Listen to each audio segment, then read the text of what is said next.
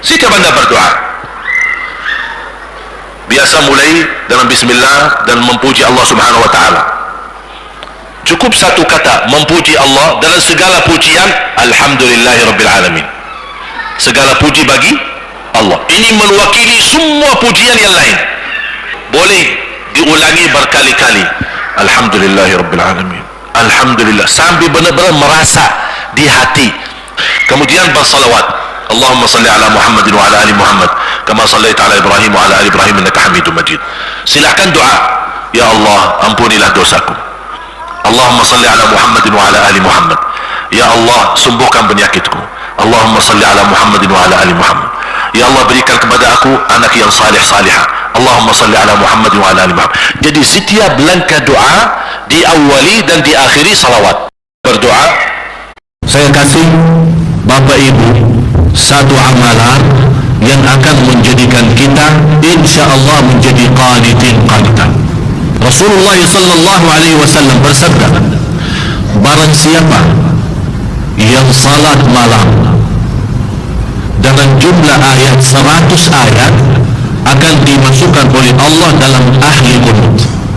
Yang dimaksud qanitin dan qanitan. Amalannya apa? Bapak Ibu, biasakan diri di luar salat wajib, biasakan diri kalau salat sunnah, apalagi salat malam, panjangkan salatnya semampunya. Walaupun anda tidak hafal, boleh anda membaca dalam satu rakaat satu ayat diulang berkali-kali, tidak menjadi masalah. Saya kasih Bapak Ibu satu amalan yang akan menjadikan kita insyaallah menjadi qanitin qanitan. Rasulullah sallallahu alaihi wasallam bersabda, barang siapa yang salat malam dengan jumlah ayat 100 ayat akan dimasukkan oleh Allah dalam ahli qunut. Yang dimaksud qanitin dan qanitan. Amalannya apa?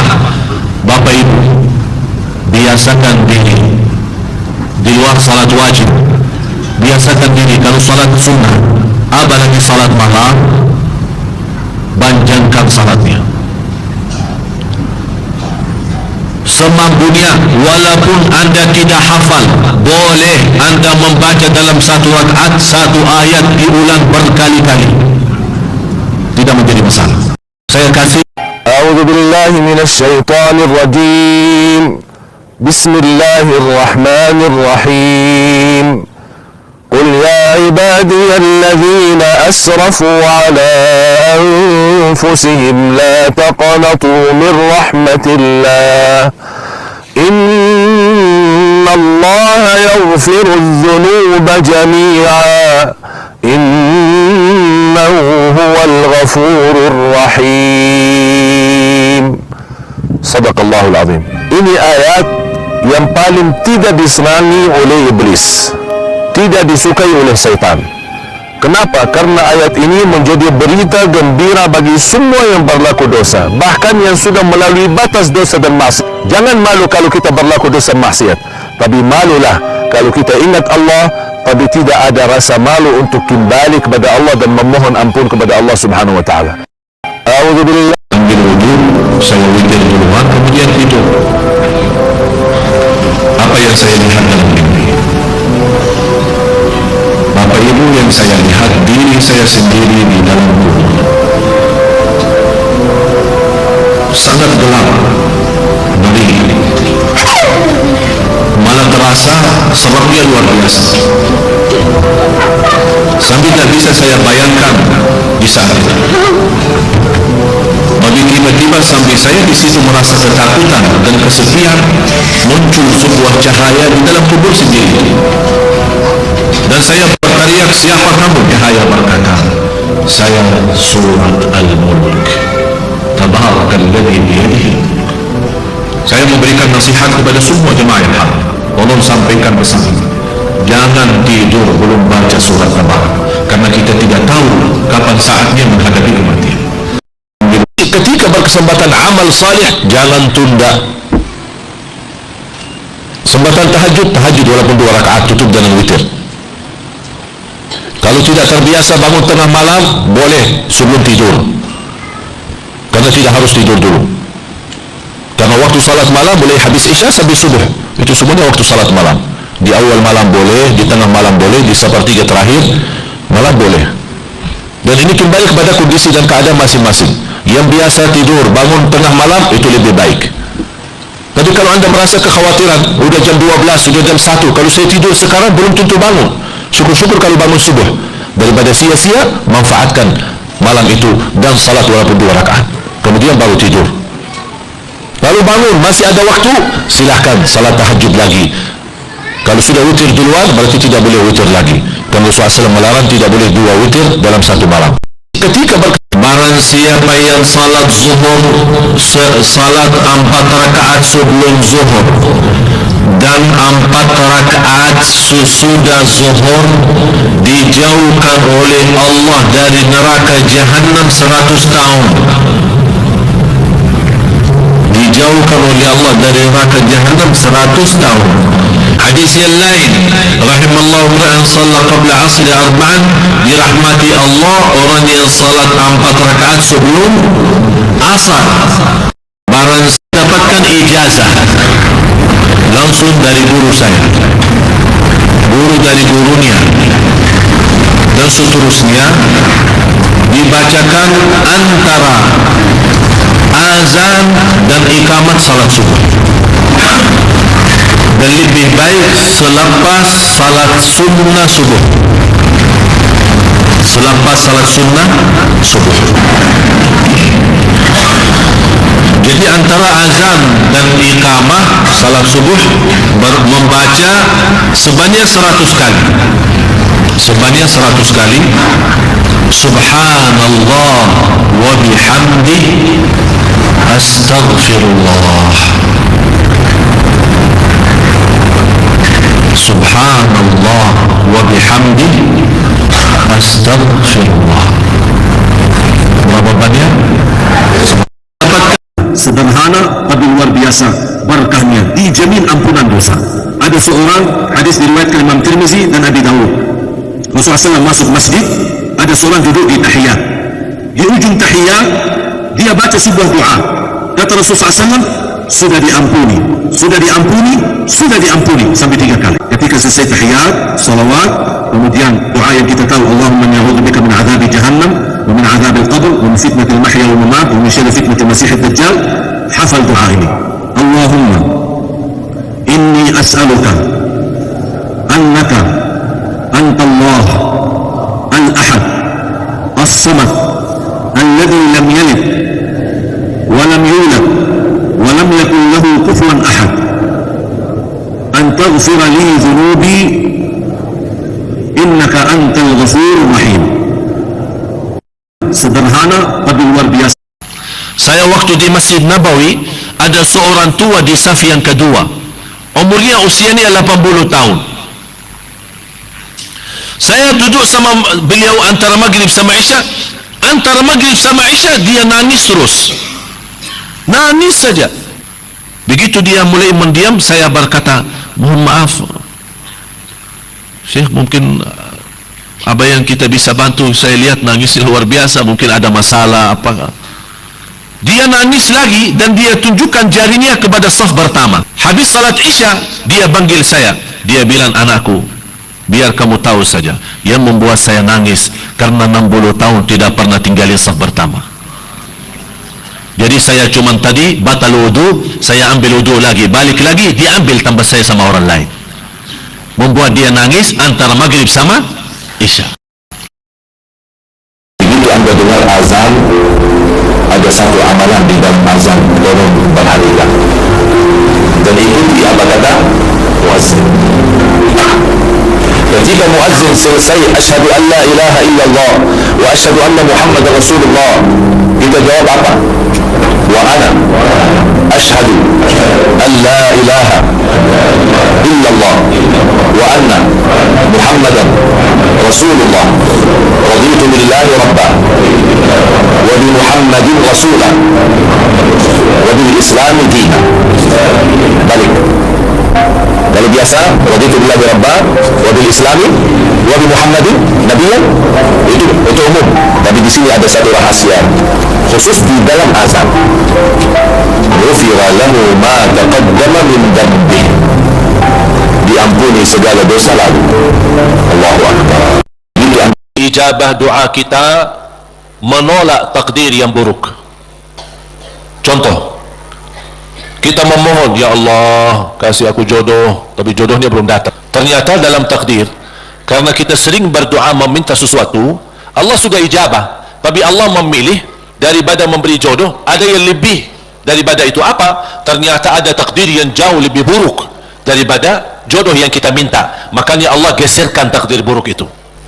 Turunnya bala, turun bala dari langit, doa naik dari bumi, dari kita. Pas di udara bertemu, bala sama doa berantem. Yang kalah siapa? Bala dan doa naik. Artinya bala tidak ada turun.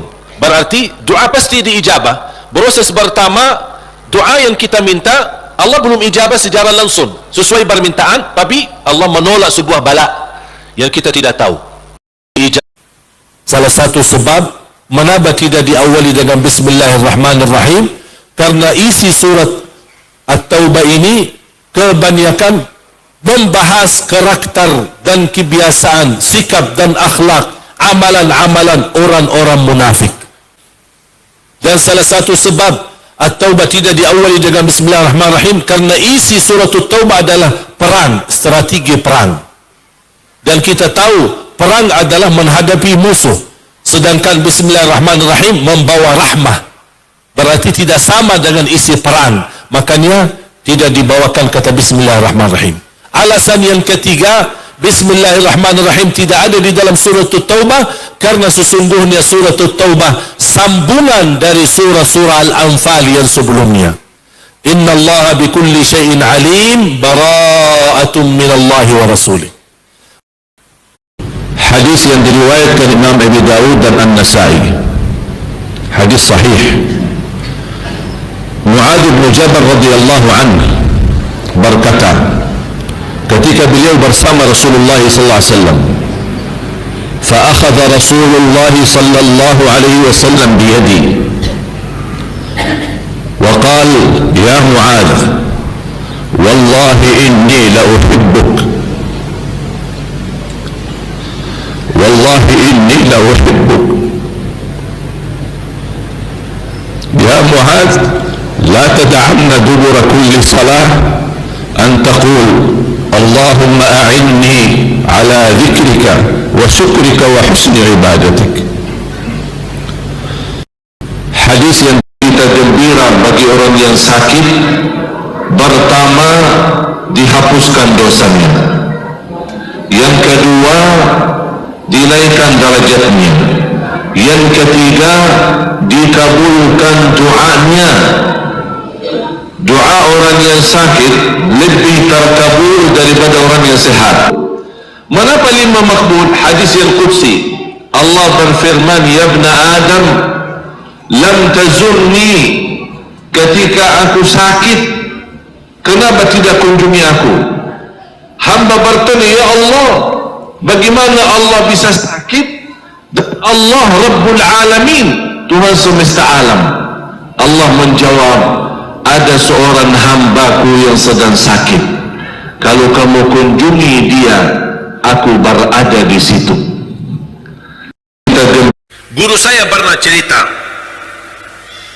ada seorang anak masuk masjid, mungkin dia semangat, cinta masjid, semangat datang ke masjid. Masjidnya sepi, cuman ada beberapa orang. Namanya anak-anak lihat saf pertama kosong, datang maju ke depan di saf pertama. Datang seorang bapak,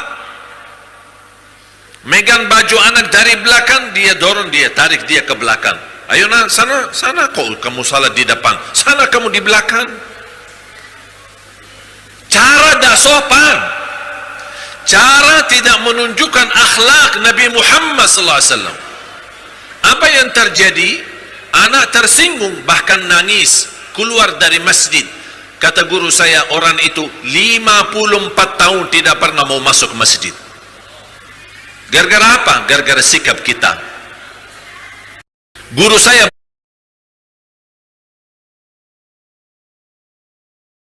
lewat satu hari tidak baca Quran. Mohon maaf, tidak bisa baca, buta huruf, tingkatkan simak, dengar. Dan ini merupakan salah satu sunnah mahjurah yang cukup ditinggalkan oleh banyak kalangan umat Islam. Padahal Rasulullah SAW pernah berkata sama Abdullah bin Mas'ud, "Ya ibn Mas'ud, iqra' alayya al-Quran." Qala, "Aqra'u alayka wa alayka unzil?" Qala, "Inni uhibbu an asma'ahu min ghairi." Itu kata Rasulullah SAW kepada Abdullah bin Mas'ud, "Bacakan Al-Quran kepadaku." Kata Abdullah bin Mas'ud, "Ya Rasulullah, mohon maaf, gimana saya bacakan Al-Quran kepadamu sedangkan Allah turunkan Al-Quran kepadamu?" Kata Rasulullah SAW, "Saya lebih suka dan cinta mendengar Al-Quran daripada orang lain." Lewat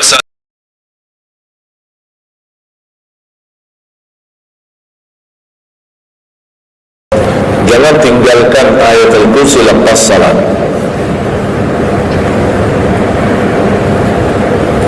Jangan tinggalkan ayat kursi lepas salat. Salat wajib. Sama ketika mau tidur. Cuma satu ayat. Tapi tahu tak pahalanya apa? Kan habis salat kan ada zikir-zikir kan? Istighfar, tasbih dan yang lain-lain. Di antaranya baca ayat kursi. Tahu tak pahalanya apa? Ada yang pernah baca? Pahalanya apa? Barang siapa yang membaca ayat al-kursi setiap habis salat fardu, laisa bainahu wa bainal jannati illa an yamut. Tidak ada sesuatu yang mampu menghalanginya masuk surga kecuali menunggu mati. Jangan tinggal